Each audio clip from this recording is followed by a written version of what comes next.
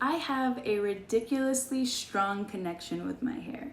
And so making the decision to cut off a third of it was huge for me. I got my undercut a couple months ago and I am loving the results. If you're looking for a similar cut, I want you to love it too. And so in this video, we're gonna go over 5 things that you should do and or consider before getting an undercut. The first thing that you should do is ensure that you want to cut your hair. Now, I am only emphasizing this point because life happens and there are certain events that will trigger in us a desire to change our external appearance. Make sure that you understand the permanency of each of those options. In the context of hair, you can color your hair, you can try a new style, or you can literally cut it off. Now, if you are going the cutting route, be sure to make an informed decision as possible. Just a friendly reminder that hair grows back pretty slowly. The cut that you get will have to be maintained every 3 to 4 weeks, and the grow back out process is more gel, bobby pins, and brushes than it is butterflies and rainbows. So make sure to weigh all of the pros and cons before making the jump. So you've decided to take the leap. Moving on to step number 2. The second step in preparation for your undercut is to then start looking for styles and designs that speak to you. I recommend doing a simple Google search, hottest undercuts of 2020. If there are certain styles that you want to complement your cut, you can search that as well. I did natural hairstyles with undercuts because I've been wearing my hair natural and twists and braids, just regular curls, and I wanted it to complement the cut that I was gonna get. So make sure to save all of the images that speak to you in a special folder on your phone. That way you can share it with your barber when the time comes. Now that you've identified some styles and designs that you really like, we're gonna move on to the third step, which is to find a barber who can deliver. Now, I always recommend looking in your internal network of friends to see if someone can recommend a barber to you. But if you're not New York, you can leverage applications like Instagram and StyleSeat and find a barber there. On Instagram, you have video evidence, imagery evidence of the barber's previous work, and you can message them directly. On StyleSeat, it's an application that links stylists to potential clients. Every stylist has a portfolio of their previous work and also reviews so that you can see whether or not this stylist is committed to their happiness of their clients.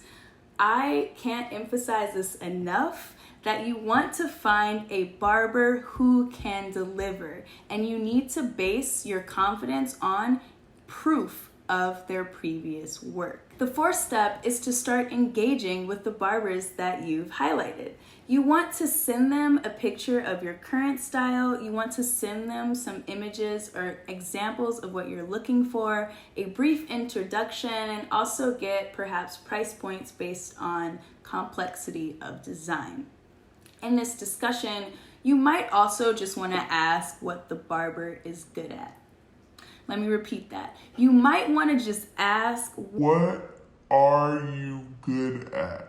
You want your barber to be confident in what they're doing and not allow them to use your head as a guinea pig. If there are barbers that do something super well and you see them on Instagram and maybe their technique or their designs aren't as complex as you want, I would suggest going with that barber for a simple, bold look for your first time. Now, if you want to risk it and try something a little bit more complex, you might have to, one, pay more money, but also risk the fact that they could go awry.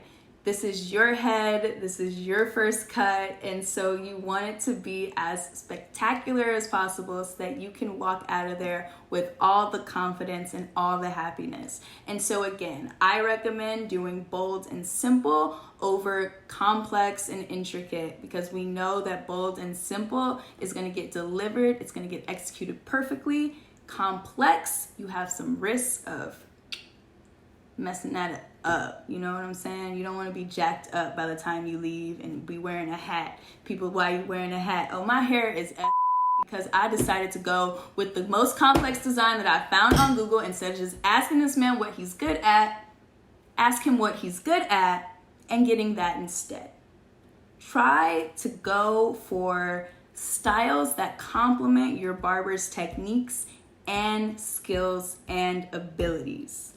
Now that you know your style, you know your barber, you've scheduled the appointment, you understand the price point, there is one fifth and final step before getting your undercut. You're gonna wanna prepare your hair. In preparation, you're gonna wanna wash your hair, you're gonna wanna condition it, but stay away from heavy styling products. Products can jam your barber's tools and also prevent you from getting that clean cut, those clean lines that you desire. I also recommend sectioning off how high or low you want your undercut to start. That's as simple as getting a mirror, a comb, and maybe a friend for a second eye. If you follow all 5 of these steps, I can assure you that you will be well prepared for your new look. I am so excited for you, and if you found this content useful or valuable, don't forget to like, comment, and subscribe. Continue to support Black content creators, and with that, I'm gonna sign off. Stay healthy, stay smart, stay pretty. Pretty boy, peace out.